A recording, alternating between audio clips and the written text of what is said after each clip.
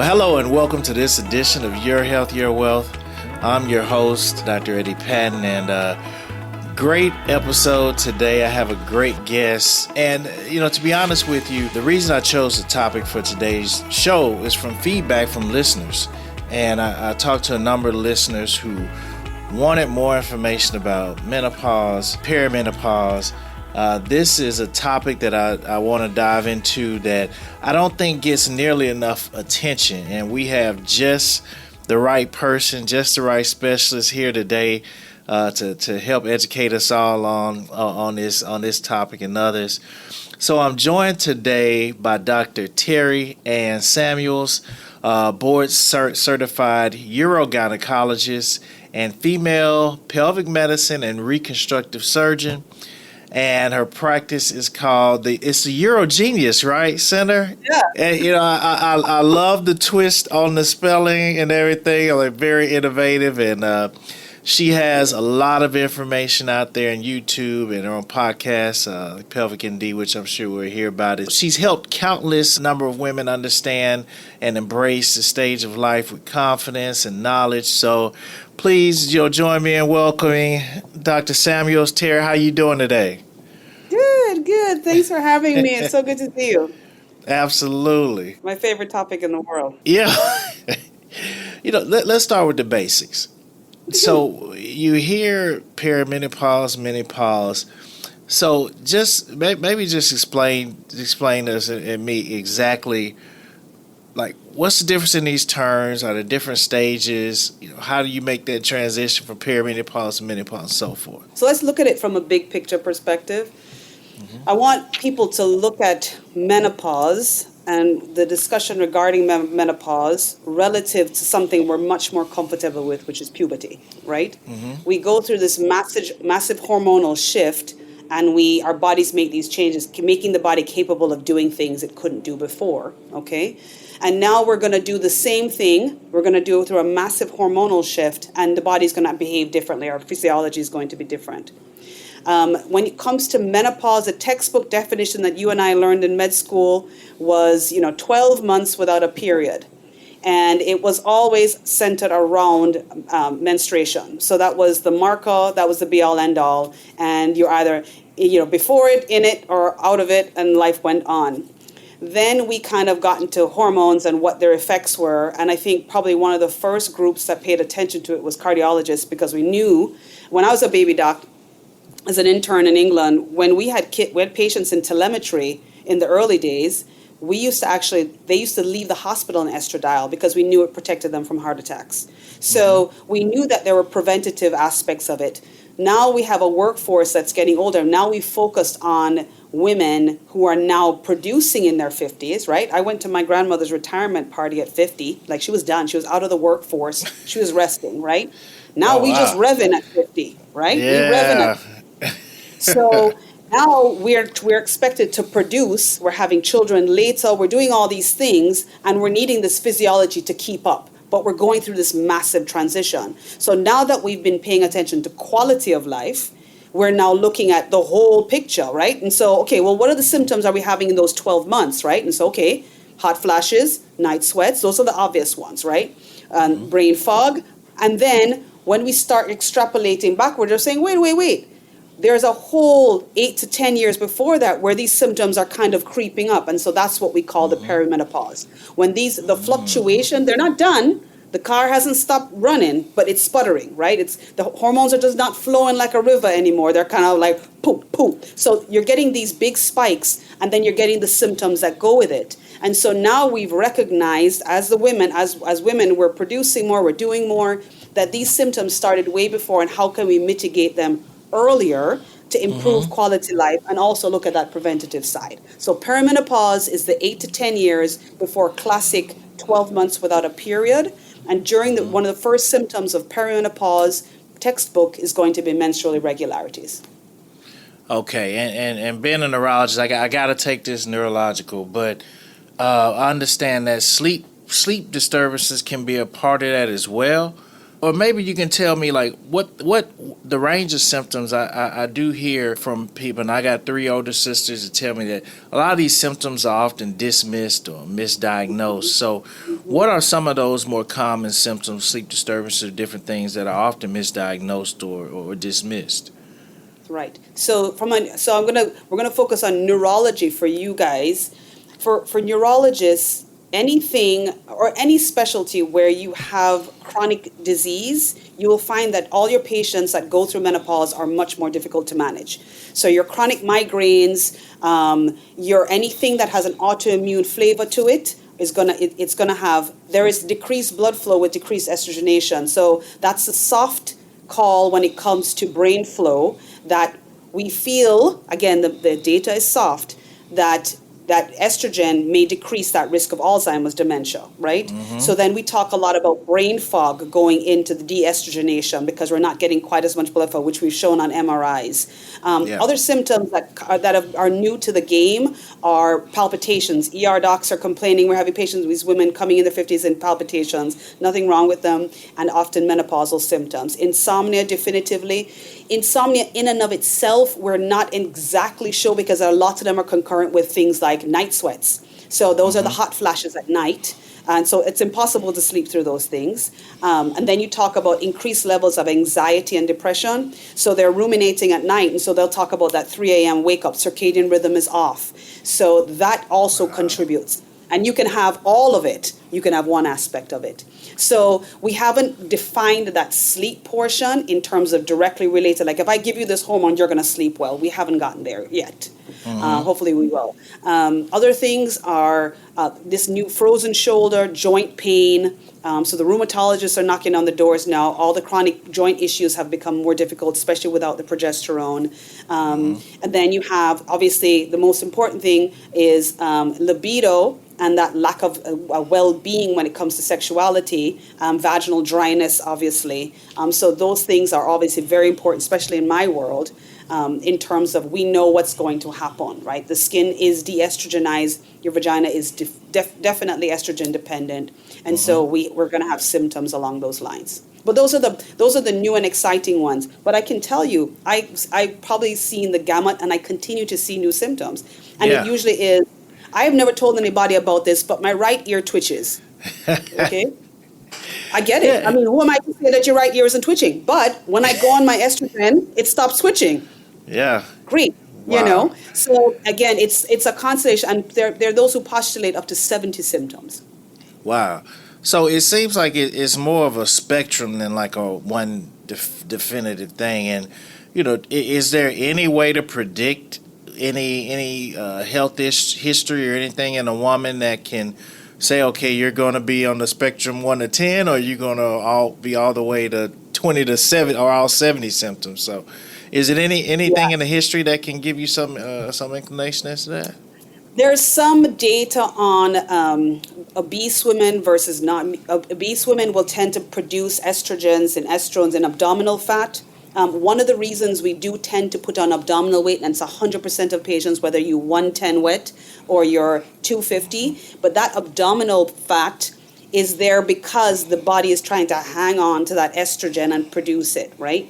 So the predictability varies. The one thing that is, I ask every patient is, when did your mother go into menopause?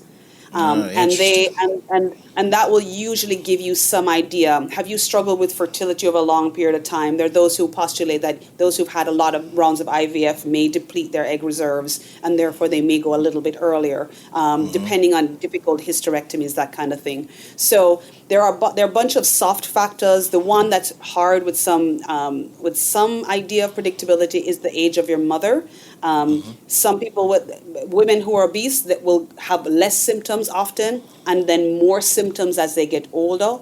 Women who are small in frame, they have severe symptoms, but just later. So those are the soft things that we see. But generally speaking, your mom's age is the most predictable. Okay. And I know that in films and shows and everything else, it's different aspects. People joke about symptoms as far as menopause, but there is a large psychological component to this. You mentioned earlier as far as anxiety, depression, ADHD. Talk a little bit about the psychology that goes along with this. It's really a tough time because we don't have Our generations before didn't talk about it. We don't have the vocabulary for it, and we're doing more than we ever did before, right? So, and I always describe it as, when you're going through puberty, for the girl who's never been spoken about, who never had anyone talk to her, and woke up one morning and was bleeding and really thought she was going to die. I've spoken to hundreds of patients like that, right? No one Yeah. ever told me this was going to happen. I thought I was going to die, right? I was writing my will. It's kind of the same thing that a lot of women feel when they're going into their 50s and no one's ever talked to them about it. And you get some idea, but you don't know the extent of it. And now you're like full force pushing to the other level in your life and career, and your body's just not cooperating, right? Things Yeah. were predictable yesterday, and now your body's not cooperating. I need to meet these. I thought I could. Yesterday I could, and today I can't. And so the psychology of that feeling of failure is very much real. And it's very, very difficult to cope, especially when you have severe symptoms that are outwardly, like things like hot flashes. I always talk about, people, women will come to me and say, how bad are your symptoms, right? And so I'll say, well, let's talk about one symptom in particular. Like, I ask them how much it bothers them, because you could be at home, and if you're lucky enough to be a homemaker, and you're getting a hot flash every hour, but you can walk outside, drink a martini, fan yourself, and it's not a big deal, right? It comes and it goes. But someone who's the CEO of a company with an all-male employee list has a boardroom meeting, and every time at lunchtime she starts dripping on the table, right? That's going to affect her psychologically way more. You see what I'm Yeah. saying? Absolutely. So it depends on where you are in your life, what information you have, and how much support you can get, and that's getting better. But we need to start firstly with vocabulary, number one, and just as we did with puberty, like, you're not dying, right? Yeah. As a matter of fact, it's a better time of life because things can be more predictable and there's stuff that can be done. Yeah, and I really appreciate, what you said earlier about making that comparison between puberty, because we can sometimes become desensitized to, hormones and hormonal changes. And if if someone says, "Oh, I'm moody because of your hormones," or it's that time of the month, but hormones do have an effect on the brain. They do have an effect on your mood and emotional state. Absolutely. I have a few thousand women here who will tell you. So all the Oh, guys yes. out there, don't. Hey, look, be sensitive now. Come on. Yeah. For the guys, I just always tell you the best thing is just say, how can I help? Exactly. Okay? For the Exactly. women, we're working on our vocabulary to say, I just need this and this, right? So we're getting there. That's why I'm glad to have you on and for people to learn, because we need to learn the vocabulary, and especially not because when patients come in and they say, "Oh, I've had brain fog," or "I'm going through a lot of these symptoms," a lot of it can sound like, "Oh, is this a TIA or is this and that?" But now that I have been a little more educated on this topic, I am asking about other symptoms to see if maybe these are perimenopausal, menopausal symptoms. Even our community as docs really need to become a little bit more sensitive. And again, you don't have to go into the nitty gritty. Send them over, send them with someone who will Yeah. sit and go through this with them. But your management is going to be that physiology, just like you did in puberty. You don't manage a 13-year-old the same you manage an 18-year-old, right? It's the same thing. You don't manage someone who is 46 the same way you manage someone at 52, because their symptoms can be different. It's different physiology. So what do we do about this? I don't want to say condition, but it's really Transition. this transition. There we go. The hot topic, of course, is hormone replacement therapy. And my first question about that is it really safe? And what do we know in the data about hormone replacement therapy and its safety and its effectiveness for treating some of these symptoms? Well, let's start with a little bit of history. So what made us scared of hormone therapy? So when I literally was in clinic as a baby doc after my internship year in OBGYN, and when the big doc came in and just did like this and took everything off the counter, right? The Oh, wow. WHI came out and it said Women's Health Initiative kind of poo-pooed hormones. It causes breast cancer, increased risk of cardiovascular disease. This thing is going to kill women. And at the time, all we had was an oral option, and that was that. There was nothing else to do. Okay, and so again, and then the press got a hold of it, right? Condemned all physicians. What are we doing to women? We never needed this in the first place. And then now, 20 years later, we're back at where now we have research to show that we have actually calculated how many women did we kill by not having them on hormone replacement. Okay. Oh, wow. So the two big things that were the concerns were cardiovascular disease and breast cancer. And if you look closely at that data, the WHI that didn't get promoted, why? Because it was the media got a hold of it, and as docs, we were too fearful. And I was in the Northeast at the time, which is obviously litigious. So we got that data, and it actually shows that there's a 22% decreased incidence of breast cancer with women on estrogen therapy. In addition to that, if you're on estrogen therapy when you become diagnosed with breast cancer, your mortality has been decreased by 44%. Wow. So like the data, and that was correlated with a huge Scandinavian Finnish study that showed a decreased mortality of 54% in women who were on estrogen before getting diagnosed with breast cancer. So we're definitely of the mindset where we're kind of, hold on a second, estradiol is not bad, and hold on a second, there may be benefits, okay? In terms of cardiovascular disease, I can say no more than American Heart Association, October 2023, came out with their report saying that we can drop our cardiovascular risk by 50%, 50, for women on estradiol, 50%, by women on estradiol within the first 10 years of menopause. Now, if you can tell me one other thing that does that, that'll give you my life. Nothing else. But we don't talk about that. The media hasn't talked about that, right? Interesting. So we now know that hormones have, as a matter of fact, are saving, and we knew that before the WHI came out from cardio. We knew that women did not start getting heart attacks until they got into their menopause. Now they were often silent and deadly, but it was like our superpower, really. And then when you hit menopause, that risk factor went up in every single studies from the 70s and 80s. So we're definitely on, and then the black box warning came off. And so now we know, which came off about 4 weeks ago. Oh, wow. Woo-hoo. All right. Yes. Hot off the press. Yeah.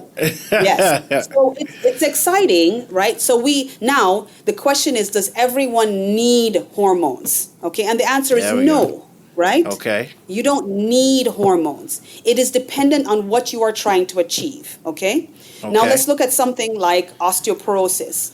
Now, right? You don't feel any different, but if everyone in your life has died of osteoporosis, right? And you have osteopenia at 51, it behooves you to get a treatment. Now, we definitively know that we decrease that risk of osteoporosis by having them on estrogen, right? So that's the preventative aspect also that is important, that doesn't affect your symptoms, but actually is important in terms of its work and its prevention. So overall, the benefits outweigh the risks. And it's just right patient, right indication, okay? Right delivery system, right amount. One of the issues with cardiovascular disease that we found out was, where were we getting the clots from? Where were we getting the thrombosis from? It was from first pass effect. So we were doing oral estrogen through the liver, we release clotting factors. So in my practice, no one gets oral estrogen.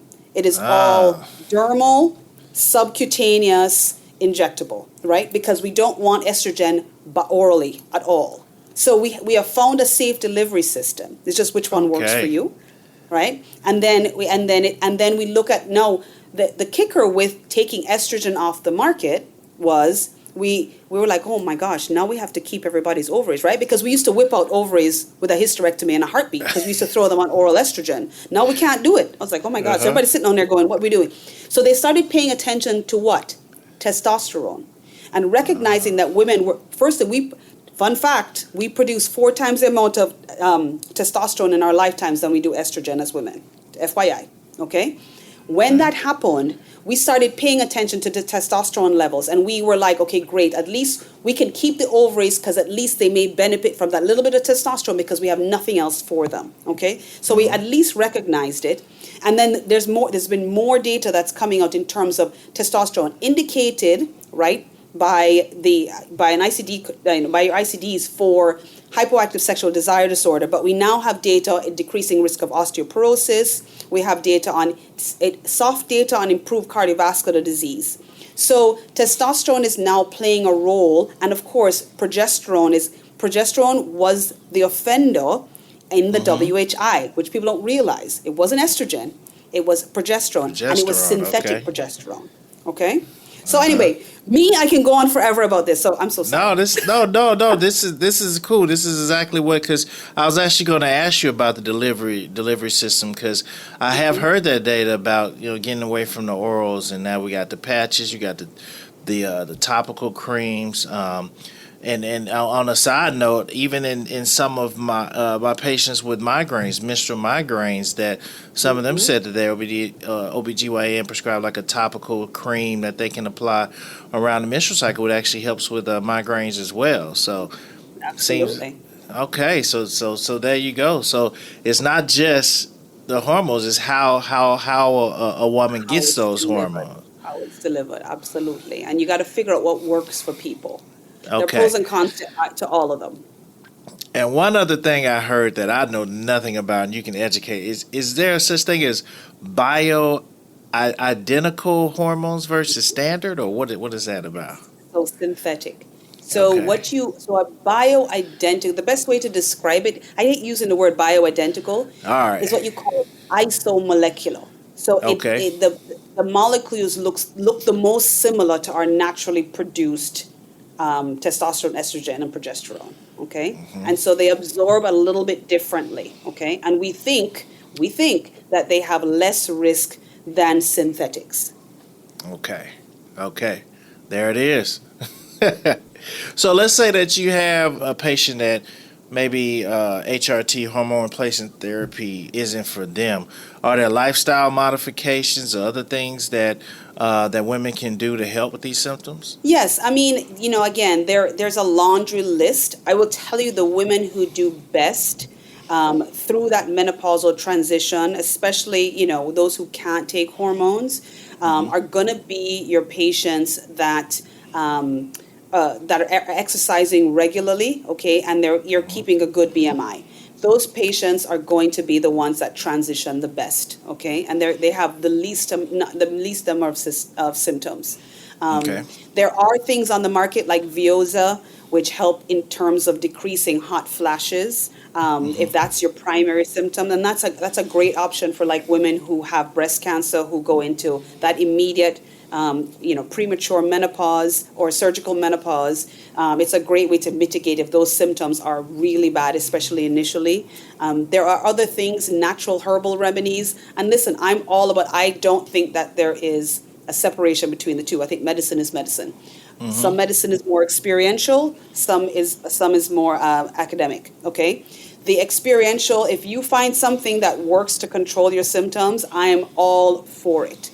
I think the only patients I will push back on in terms of really considering hormones are those who may need that preventative aspect. For instance, if you have a terrible family history of cardiovascular disease as a female, you really want to make sure that you're mitigating that risk. One of the very interesting things that came up, and very interesting for Black females in particular, is an amazing study that came out that shows that women who are preeclamptic and who had IUGR, which is small babies, because of blood flow issues and gestational hypertension, are 3 times more likely to have cardiovascular disease, which includes heart attacks and strokes. Yeah. And so those women have to be mindful of, hey, that risk factor, whatever the risk, your lifestyle, family history, but that pregnancy risk is very real. So that woman, we need to have a good conversation on what this could mean for you. The other thing to bear in mind too is that we look at other hormones, the thyroid in particular. We're pretty comfortable with the fact that the ovaries aren't producing as much. We're good at that. But we also have to recognize that these things, the thyroid gland often doesn't produce as much as it used to. And so sometimes that may need a little bit of supplementation. You want it to take, right? I always tell patients, what age were we meant to be dead? What age were we meant to be dead? Yes, evolutionary. Without surgery, without sanitation, Yeah, Okay? like And without 45, vaccination, 50, something like that. right. So 47. Yeah, 47 47. is our expiration time, Yeah. right? So the question is, how do we get beyond that, right? The ripe old age of 47, which I'm nowhere near, just FYI.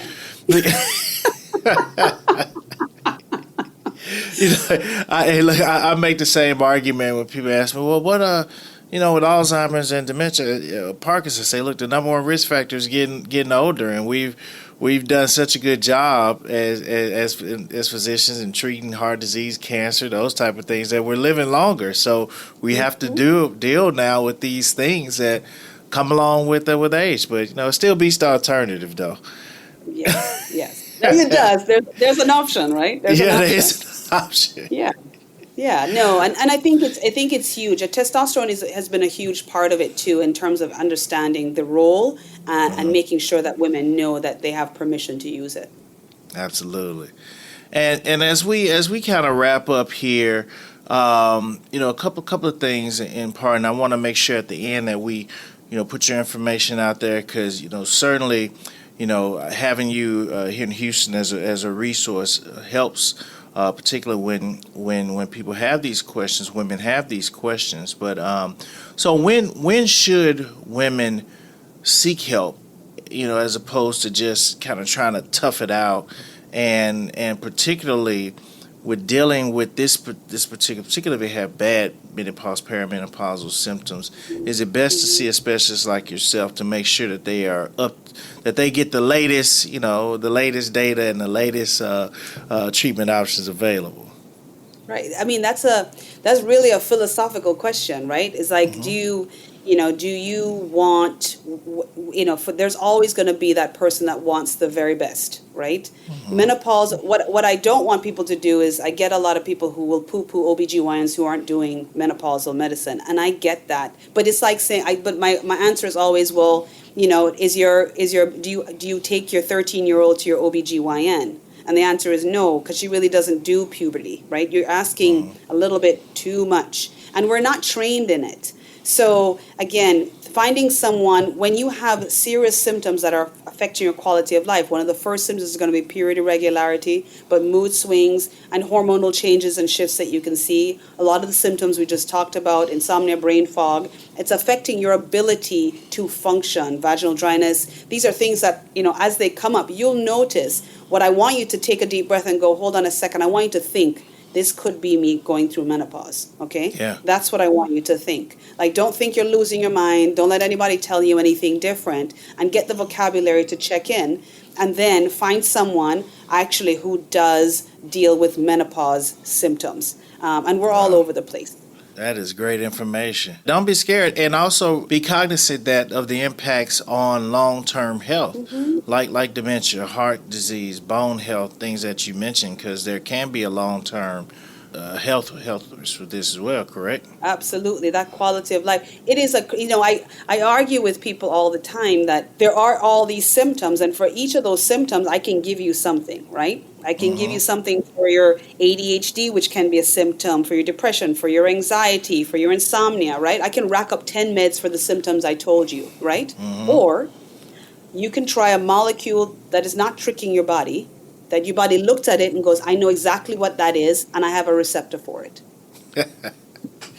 Hey, it's just already there. You already got the receptor for it. It's already there. So in closing, what would you want to say, or what would you wish for women who are younger, in their 30s and 40s? For those listeners, what's the most important thing that they need to know just about this issue and about this period of time coming up? What would you want to impart to them? Well, the thing is, I get from young people is that, I hope I don't go through that menopause. But who are the people who don't go through menopause, right? They're dead. Yeah. So it is a chance for us, if we live long enough to go through it, right? It's awesome. But I want as we've changed as a society and we've embraced puberty, I want them to embrace menopause. I want them to start feeling the symptoms and go, all right, I know what to do with that. And I want people to start thinking, because I've seen it happen in my practice, and that's how we talk in this practice. May not be for everyone, but we are like 50 and over, best years of your life, or we're going to make it the best years of your life. How are we going to do this, right? That's right. I want people to celebrate. When my daughter, had her period, we went out. She knew what was going to happen. She knew we were going to have a party, right? And so, and it was to celebrate her womanhood, and we were going to shop and do whatever she wanted to do. And I want women to feel that way about menopause. That's great information and very, very empowering as well. So, Dr. Terri Ann Samuels, thank you so much. It's so good to see you again. So tell everybody how to get in touch with you and some of your social media sites as well. So our handle is terriannsamuels.md, and we are on Instagram and TikTok, and our podcast is the Menopod, and our second series of the Menopause, which is on Apple and Spotify, is Sex After 70, which is really, I have the best patients in the world, so it's so much fun. And then we have HoustonUrogynecology.com. You can actually make appointments by just texting and saying contact us, and you can text us and make an appointment. Listen, I'm happy to serve. Can't wait to meet y'all. This is an exciting time to age. Exciting. Thank you so much. This has been wonderful. I know we're going to have to do it part 2 because once listeners listening, like, hey, I got these other questions you didn't ask. So look, I'm sorry. I know I couldn't get to everything, but that just, is more of an indication to keep tuning in, and we're going to have Dr. Samuels back for part 2. Wonderful. Thanks so much. So great to see you. Absolutely. And thank you for tuning in. And if you enjoyed this episode and truly got this was great information that was dropped today, share it with others, like it, subscribe, and we'll see you for future episodes of Your Health, Your Wealth.